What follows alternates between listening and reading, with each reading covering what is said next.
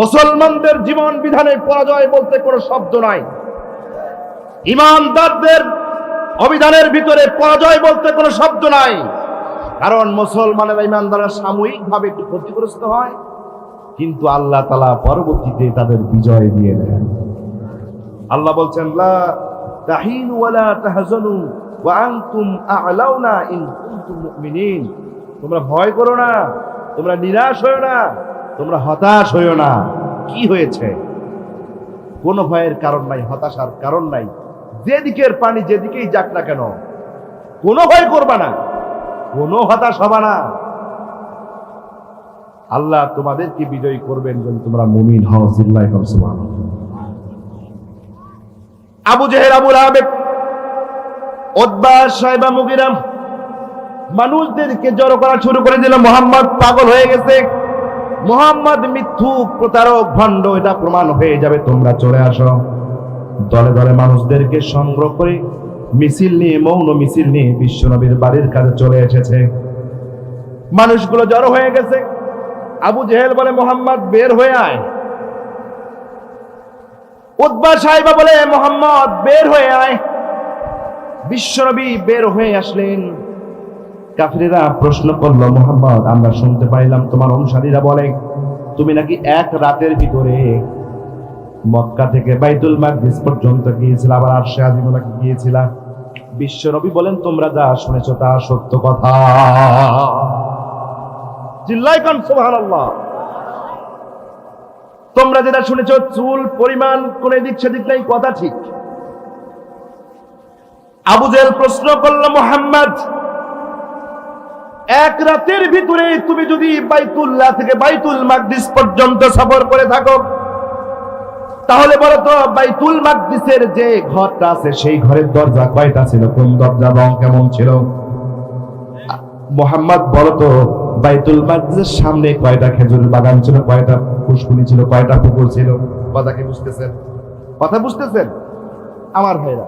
তুমি যদি কোনো জায়গায় যেয়ে থাকো তাহলে একটু শোনাও তো, ওই জায়গাটা দেখতে কেমন, কোন পাশে পুকুর ছিল, কোন পাশে রাস্তাটা কেমন, কোন পাশে, এই বুঝতেছেন তো নাকি? ঘরের দরজার রংগুলো কেমন ছিল, জানালাগুলো কেমন ছিল, শিকল ছিল কি ছিল না, একটু বলো তো আমার ভাইরা। আল্লাহ রাব্বুল আলামিন বলেন, লাইলাম মিনাল মাসজিদিল হারামি ইলাল মাসজিদিল আকসা। আমি রাতে নিয়েছিলাম। কখন নিয়েছিলাম? তার বান্দাকে কখন নিয়েছিল? রাতে নিয়েছিল, দিনে নেয় নাই।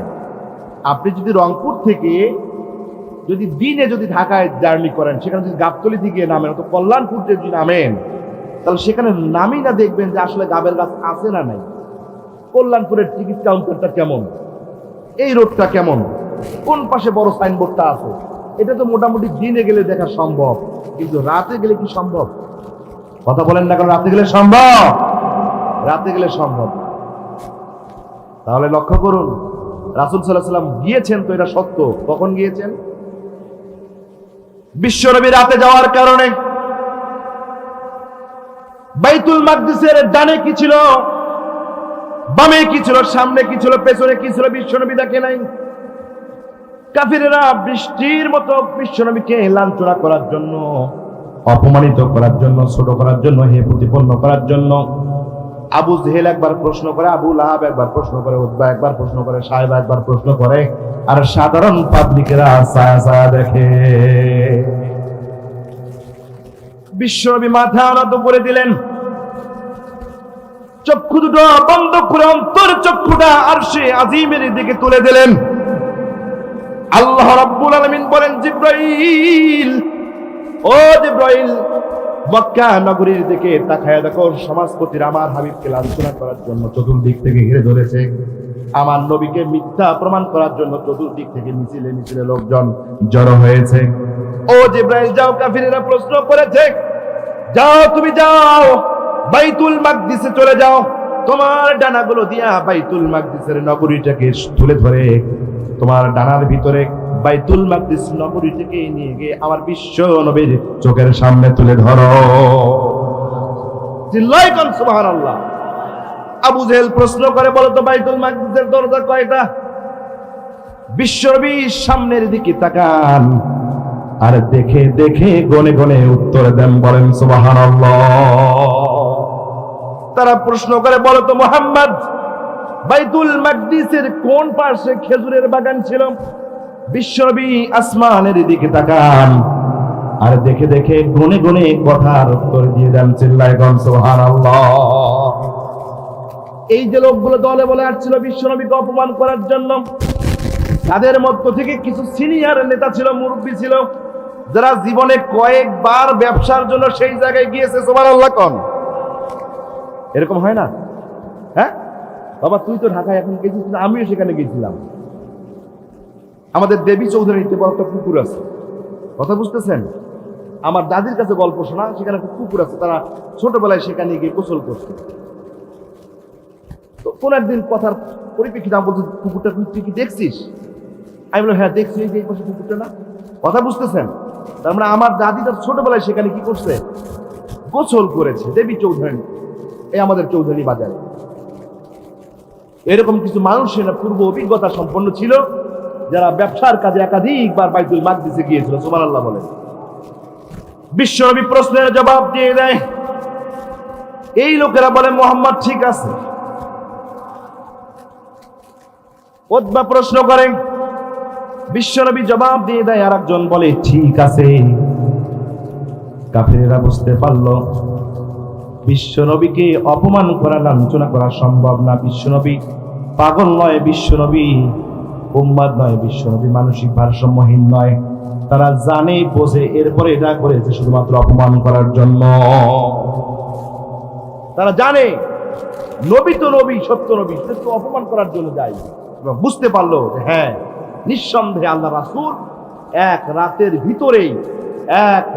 ভিতরেই আল্লাহ তাআলা তার বান্দাকে সফর করিয়েছেন। বলেন সুবহানাল্লাহ। আমার ভাই, এই মেরাজের আল্লাহ রাব্বুল আলামিন যে কথাগুলো এখানে বলেছেন, এই কথাগুলোর ভিতরে আল্লাহ রাব্বুল আলামিন দুইটা অংশ দিয়েছেন। এই আয়াতের ভিতরে দুইটা পার্ট দিয়েছেন। কয়টা পার্ট? সবাই কথা বলেন, কয়টা?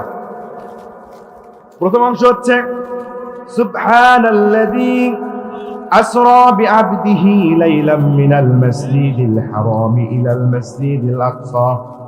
আল্লাহ রাব্বুল আলামিন বললেন, প্রথম অংশটা হচ্ছে, আমি আমার নবীকে বাইতুল্লাহ থেকে বাইতুল মাকদিস পর্যন্ত ভ্রমণ করেছিলাম একটা রাতের মধ্যে। কয়টা রাতের মধ্যে? কথা বল না কেন? কয়টা রাত? একটা রাত না, একটা রাতের অংশ লাইলাম। ঠিক আছে, লাইলামটাকে রাতের অংশ বোঝানো হয়েছে। কথা বুঝতেছেন আমার কথা? কি বুঝতেছেন? বাইরে বুঝতেছেন? আমার ভাই, অনেক বুদ্ধিজীবী আছে আমাদের সমাজে, এখনো বুদ্ধিজীবী আছে। বুদ্ধিজীবী কারা?